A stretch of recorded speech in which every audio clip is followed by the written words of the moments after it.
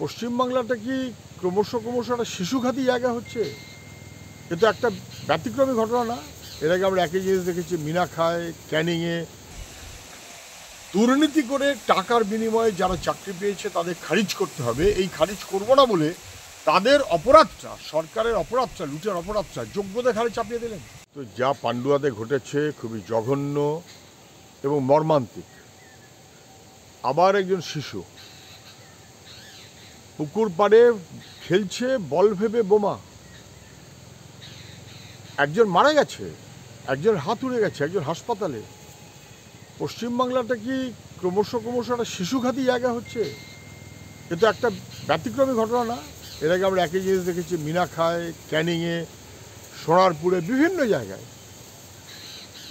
শিশুদেরও নিস্তার নেই, নিষ্কৃতি নেই। এত বোমা কোথা থেকে? কারাই বোমা জোগাড় করছে? বারুদের স্তূপের ওপর বাংলা কেন?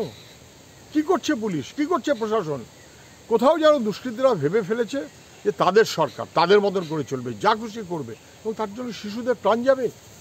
মর্মান্তিক, ভয়াবহ। পশ্চিমবাংলা মানুষের কারো নিরাপত্তা নেই, এমনকি শিশু কিশোর তারা খেলবে তাদেরও নিরাপত্তা নেই।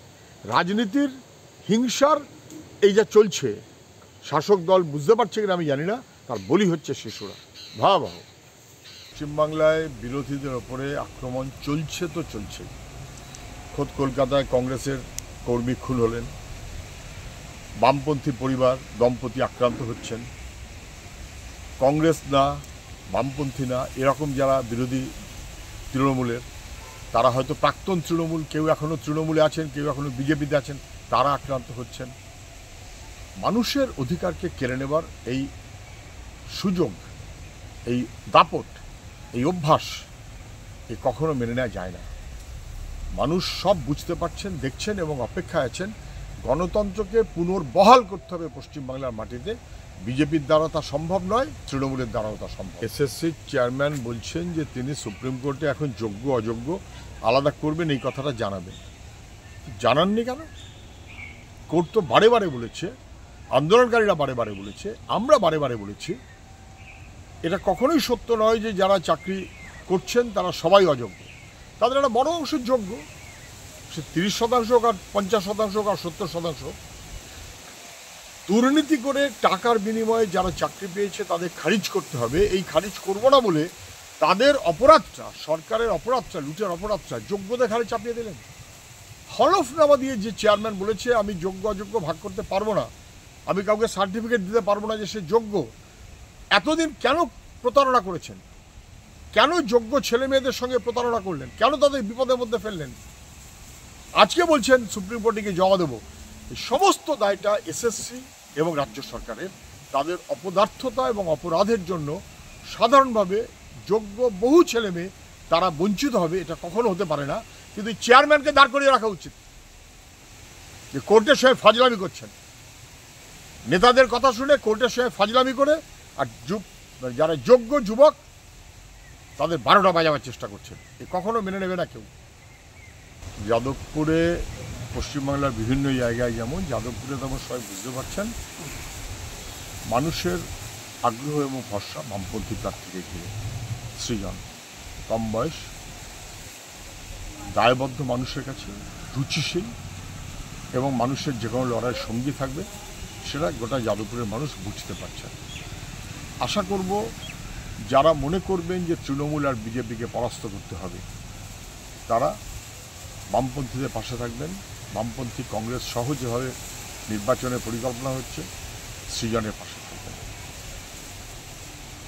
আইএসএফ বা অন্যরা কে কী করবেন আমি জানি না, কিন্তু যারাই মনে করবেন যে বিজেপিকে হারাতে হবে এবং তৃণমূলকে হারাতে হবে, তাদের কিন্তু যে দল করুন না কেন সৃজনের পাশে দাঁড়াতে হবে। নচেত তৃণমূল অথবা বিজেপি সুবিধে পেয়ে যাক, এটা আইএসএফের যারা নেতা কর্মী তারাও কিন্তু পছন্দ করবেন বলে আমার মনে হয় না। আইএসএফের সাধারণ সমর্থকরা বুঝতে পারছে। কথায় কথায় তৃণমূলের সবচেয়ে বড় নেতারা যারা নিজেরা অপরাধী, অপরাধের সঙ্গে যুক্ত, এবং অপরাধের থেকে বাঁচতে তৃণমূলের কেউ কেউ বিজেপিতে যাচ্ছেন বা বিজেপি থেকে তৃণমূলে ফিরছেন, এটা একটা পশ্চিমবাংলার রাজনীতিতে অভাবনীয়। এসব কখনো কোনোদিন হয়নি। সন্দেশখালীকে কেন্দ্র করে যা হচ্ছে সেটাও খুব খারাপ হচ্ছে।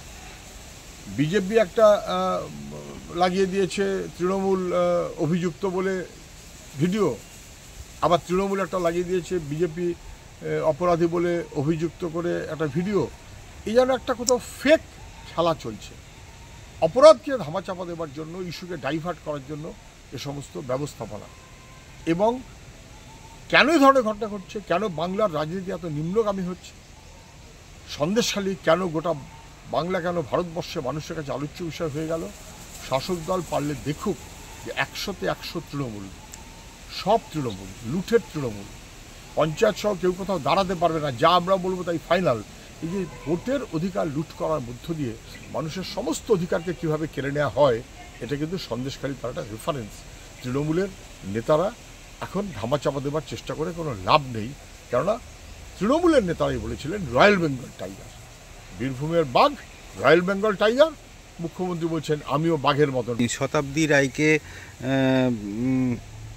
শতাব্দী রায়কে দেখে চোর স্লোগান, টিএমসির অভিযোগ ওরা বিজেপি। আবার কোথাও শুভেন্দু বা অন্য বিজেপির নেতাদের দেখে টিএমসি কর্মীদের চোর স্লোগান, একে অপরকে চোর স্লোগান দিচ্ছে। কি বলবেন? এই যে মানুষ বলছিল 1 2 3 4 তৃণমূলের সবাই চোর, আমি অনেকবার বলেছি না সবাই চোর বলবেন না, 1 2 3 4 তৃণমূলের নেতারা চোর, যত বড় নেতা তত বড় চোর। এবং সেই নেতারাই কখনো তৃণমূল ছেড়ে বিজেপি, আবার কখনো বিজেপি ছেড়ে তৃণমূল। ফলে তারা তো প্রত্যেকে পারস্পরিকভাবে জানেন যে কে কত টাকা লুট করেছে, কার চুরির পরিমাণ বহর বেশি, কে নবান্নে বেশি টাকা পাঠিয়েছে, কে কালীঘাটে বেশি টাকা পাঠিয়েছে, সবাই তো জানেন। ফলে তৃণমূলের লোক এখন বিজেপিকে বলছে মুই না তুই চোর, আবার বিজেপির লোকেরা তৃণমূলকে বলছে মুই না তুই চোর, এও বলছে ওকে চোর, ও বলছে ওকে চোর। আর বাংলার রাজনীতি কে চোর এইদিকে চলে গেল। বাংলার রাজনীতি রুটি রুজি সংস্কৃতি মানুষের সেখান থেকে সরে গিয়ে তাকে বিভ্রান্ত করার এই প্রচেষ্টা চোরে চোরে মাস্তুত ভাই তৃণমূল বিজেপির।